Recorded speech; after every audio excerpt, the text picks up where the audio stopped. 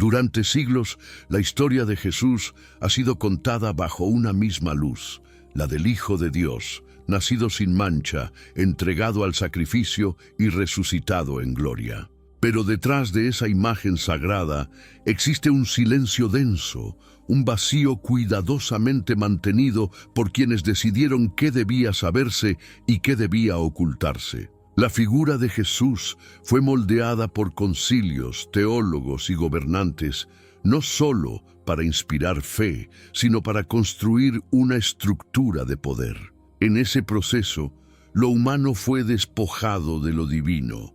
Las escrituras oficiales relatan su infancia, su ministerio y su pasión, pero dejan en sombras gran parte de su vida. ¿Dónde estuvo durante los años perdidos? ¿Por qué se omite cualquier referencia a vínculos afectivos o descendencia?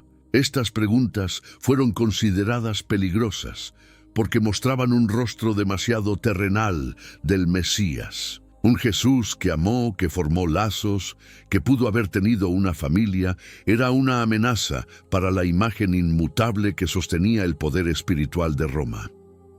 El silencio no es casual.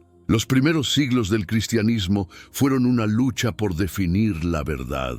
Cualquier texto que presentara a Jesús como un hombre completo, no solo como Dios, fue condenado, oculto o destruido. Los evangelios que hablaban de su humanidad más íntima fueron borrados del canon y etiquetados como herejía. Así comenzó un largo silencio, uno que cubrió no solo palabras, sino sangre, linaje y memoria.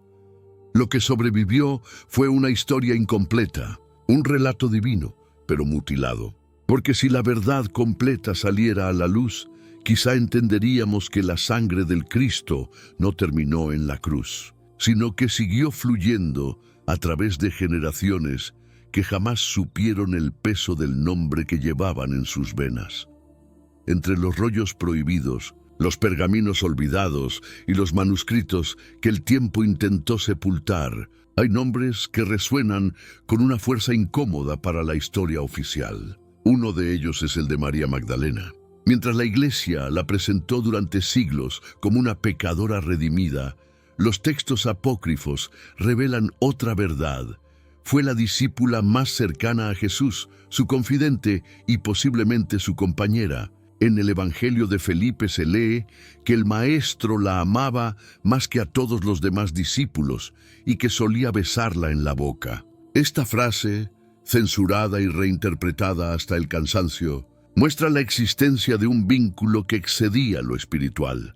Los evangelios apócrifos, descartados del canon por decisión política y no divina, revelan una relación de igualdad entre ambos. Magdalena no aparece como una simple seguidora, sino como alguien que comprendía los misterios del reino con una profundidad que incluso provocaba celos entre los apóstoles. En el Evangelio de María, ella enseña, consuela y guía, mientras Pedro duda de su autoridad por ser mujer. Esa escena resume siglos de conflicto, el poder masculino intentando silenciar una voz femenina que portaba una verdad demasiado peligrosa.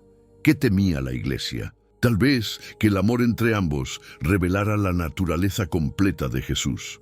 Un hombre que conoció la devoción y la ternura, que compartió su fe no desde la distancia divina, sino desde la intimidad humana. Si María Magdalena fue su esposa o su compañera, eso significaría que el Hijo de Dios dejó un legado no solo espiritual, sino también de carne y sangre.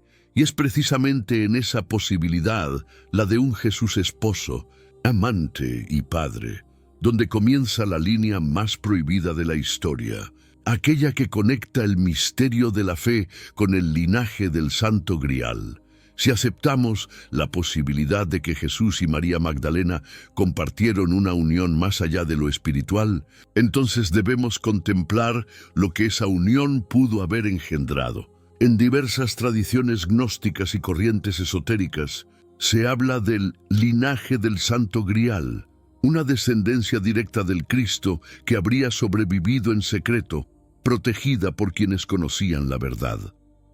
Este linaje no era simplemente biológico, sino también simbólico, una herencia de conciencia divina transmitida de generación en generación. Los rastros de esta historia aparecen dispersos, como fragmentos de un rompecabezas que alguien intentó desarmar deliberadamente. En algunos textos medievales, el Santo Grial no es descrito como una copa, sino como un símbolo, sangre real, la sangre real. Una línea de sangre que habría llegado hasta tierras francesas tras la crucifixión, cuando María Magdalena, según antiguas leyendas provenzales, huyó embarazada hacia el sur de la Galia, donde dio a luz a una niña llamada Sara.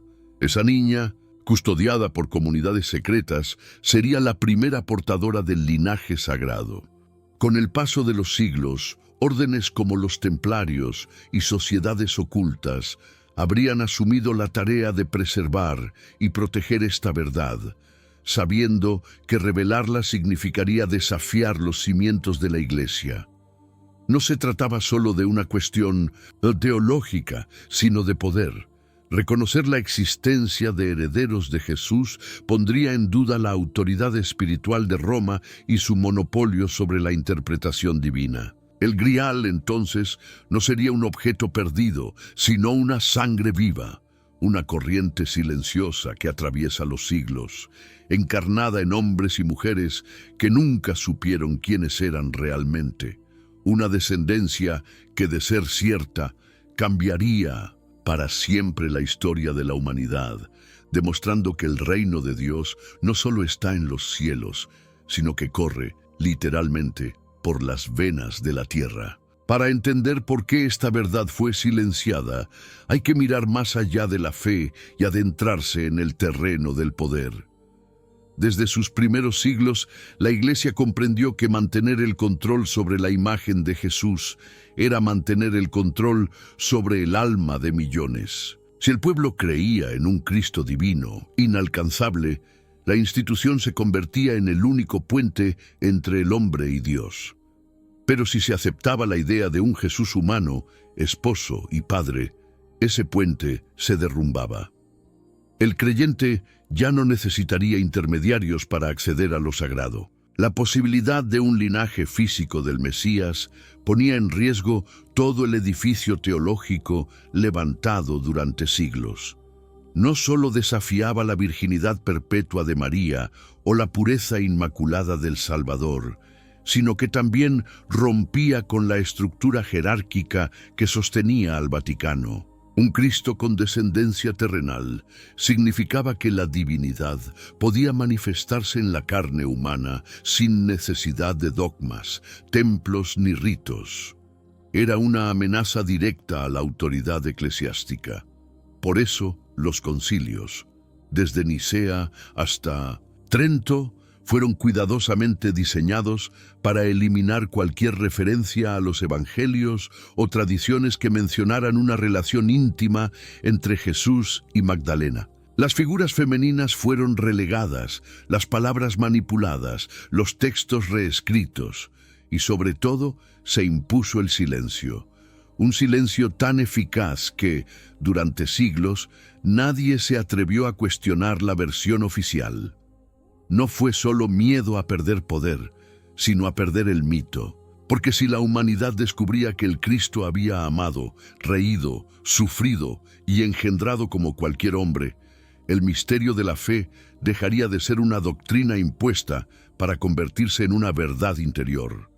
Y ese cambio, la liberación del alma sin mediadores, era el mayor peligro para quienes hicieron de lo divino su trono. Durante siglos, esta historia fue susurrada en secreto, preservada en templos ocultos, códices enterrados y leyendas que los eruditos tachaban de fantasía.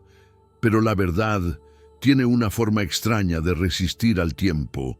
Siempre encuentra grietas por donde volver a respirar. En las últimas décadas, los hallazgos arqueológicos, el acceso a los textos apócrifos y la reevaluación de los manuscritos del Mar Muerto han reabierto un debate que la Iglesia creyó haber sellado para siempre. La imagen de un Jesús puramente Divino empieza a ceder ante la posibilidad de un Cristo más humano, más cercano, más real. Investigadores, teólogos independientes y científicos han descubierto coincidencias inquietantes entre las leyendas del sur de Francia y ciertos linajes nobles europeos. Algunos estudios incluso se han atrevido a analizar reliquias atribuidas al Mesías en busca de rastros genéticos que conecten con esa línea olvidada. Aunque el Vaticano lo niega, hay documentos, sellos y símbolos que parecen apuntar a un mismo origen. Un linaje que se mantuvo oculto bajo el velo de las dinastías, protegido por siglos de secreto y sangre. Hoy, cuando el conocimiento se libera y las verdades ya no pueden ser quemadas, el silencio empieza a resquebrajarse. Las voces de aquellos textos prohibidos vuelven a resonar y el nombre de María Magdalena recobra su dignidad, no como la mujer caída, sino como la portadora del mensaje más profundo, que lo divino puede encarnarse en el amor humano y que el espíritu puede habitar la carne sin perder su pureza. Si Jesús tuvo hijos, si su sangre aún fluye entre nosotros, entonces la historia del mundo entero cambia. Ya no seríamos solo testigos de su sacrificio, sino herederos de su presencia viva. Cada ser humano llevaría dentro una chispa de esa divinidad encarnada. Tal vez ese sea el verdadero secreto que la Iglesia quiso callar, que el reino de Dios no se espera, se hereda, y que la sangre del Cristo no fue derramada en vano, sino sembrada en el corazón de la humanidad para recordarnos que lo sagrado nunca murió, simplemente fue ocultado hasta que estuviéramos listos para comprenderlo.